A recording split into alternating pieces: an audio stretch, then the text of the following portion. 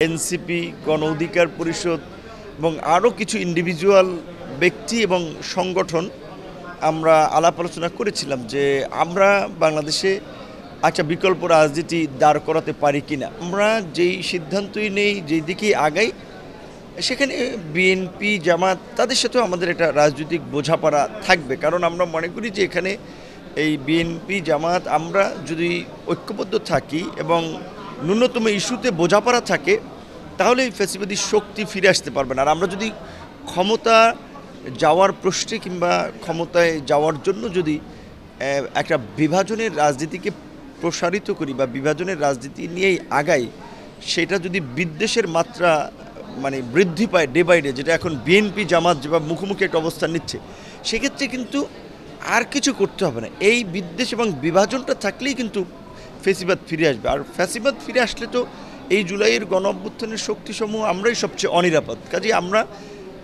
সেই পরিস্থিতি তৈরি হোক, সেটা তো কখনোই চাবো না। কালার এক্সপার্ট, জর্জ স্যাপ এবং মাইল্ড অন হ্যান্ডস টেকনোলজি সমৃদ্ধ অরিক্স ক্রিস্টাল ওয়াশ আপনার লন্ড্রি এক্সপার্ট।